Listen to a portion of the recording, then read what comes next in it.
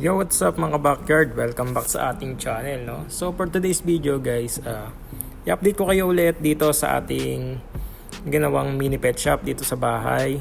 Tapos may pupuntahan tayo. So pupunta tayo kay Hendrix Backyard doon sa kanyang farm doon sa Binyan. So samahan niyo ako guys dahil may dadalhin din ako sa kanyang mga PKBM. So sisipat din tayo ng mga pwedeng alagaan na gapi dahil yung ibang gapi natin dito ay mga namatay. So kung mapapansin nyo guys, marami tayong stock ngayon ng mga isda dito sa ating mini pet shop. So meron tayo dyan mga malalaking glowfish tetra. Ayan. So marami tayong kulay na pagpipilian. Tapos meron din tayo dyan mga rancho na pet grade. Tapos meron din tayo dito sa baba na mga cichlids. So eto, maraming naghahanap sa akin ito, itong mga koi fish. Kaya nag-stock din tayo nyan. So nag-stock din tayo nyan ng mga malalaki. So kunin na natin yung mga PKBM. So nandito yung aking mga PKBM guys sa aking styrotab. So kukunti na nga lang to guys tong aking mga malalaki. Kaya bibigyan na natin si Hendrix Backyard para ma-outcross niya yung kanyang mga PKBM na breeder doon. So pasilip ko na rin sa inyo yung mga alaga nating gapi dito. So meron din naman tayo mga fry ng mga gapi dito. Meron tayong mga fry ng AFR. Ayan. Marami tayong fry ng AFR. Tapos dito nga pala guys, meron akong alagang balloon mollies na gold dust. So marami na rin fry guys yung ating mga balloon mollies dyan. So tuloy-tuloy lang yung ating pagpaparami ng mga isda dito sa ating dating aviary ng ibon. So meron pa tayo dyan 50 gallons. So hindi ko pa nasa-set up yan guys kasi medyo masikip. Pinag-iisipan ko kung i-set up ko. Tapos meron tayo dyan mga swordtail. So sisimulan ko ng hulihin to para makapunta na tayo kay Hendrix Backyard.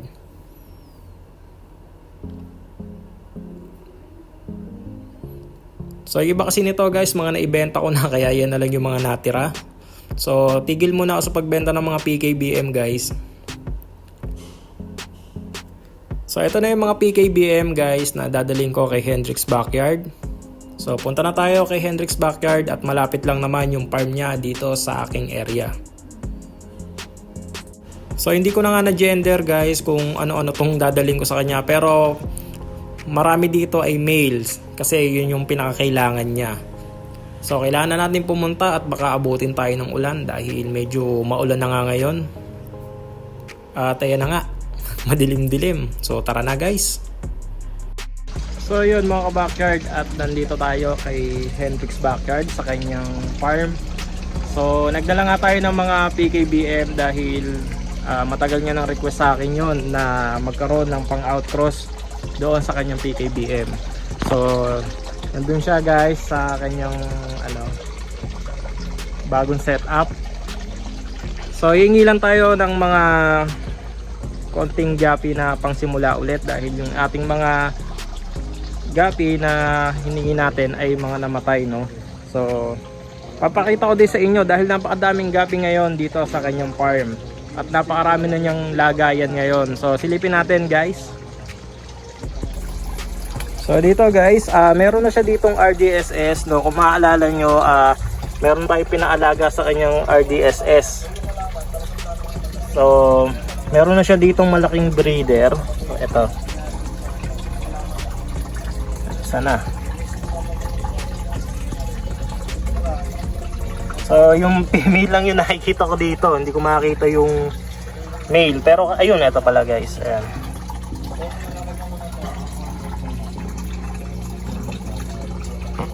So, ayaw niyang magpahuli. So, hindi na natin i-stressin. So, meron ditong pair ng RDSS. Tapos ayan, may crayfish dito.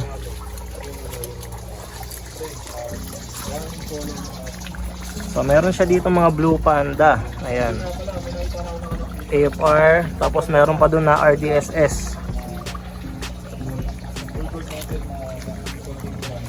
Tapos ito guys, oh, sa lagayan lang ng tubig, napakarami yung tuxedo koi. Ayan. Tapos ito, laki ng big mama niya.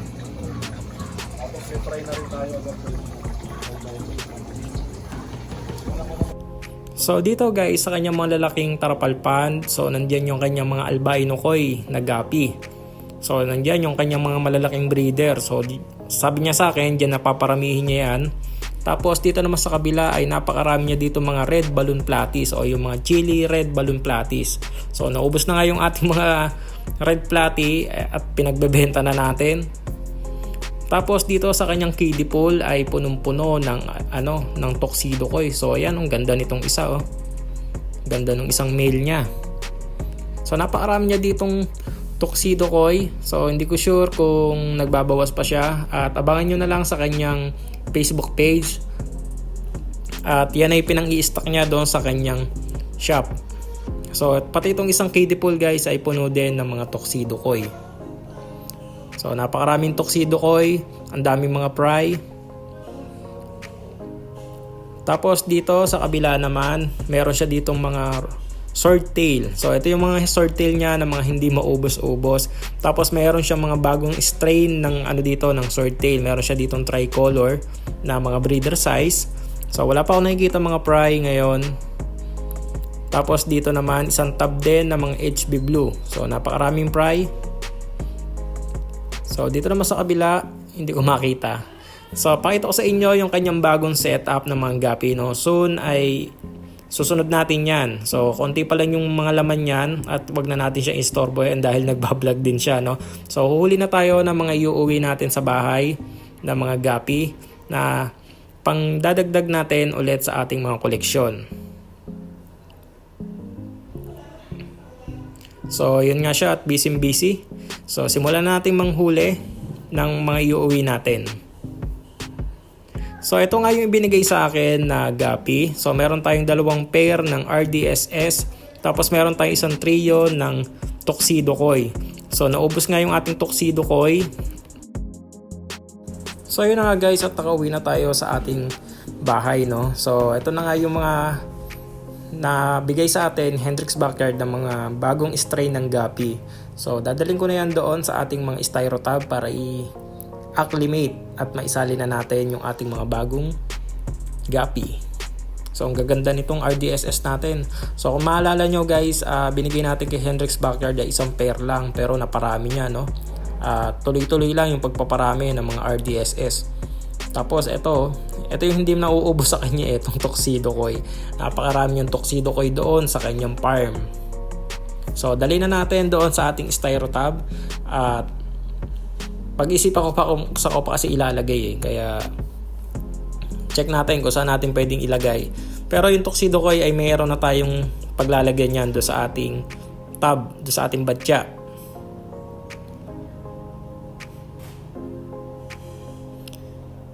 So siguro dito ko na lang binabalak na ilagay yung ating RDSS dahil ang laman lang naman ito yung mga jubi natin ng mga AFR.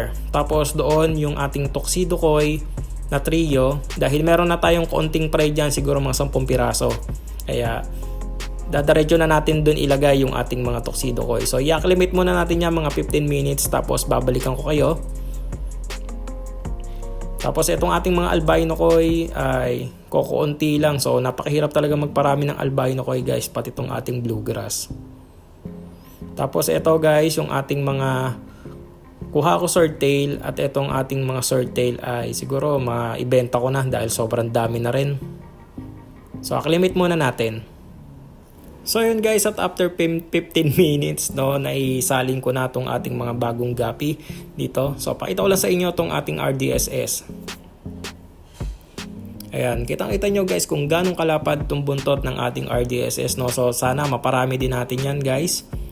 So hanggang dito na lang muna ang aking video. So nasalin ko na rin pala yung ating tuxedo koi. Yan. So hanggang dito muna ang ating video. So maraming salamat po. Fish out. Happy fish keeping. Even when you feel low, you can still go. Even when you feel slow, you can still go. Even when there's no hope, you can still go. I never answer to no, man, I still go. Go, go.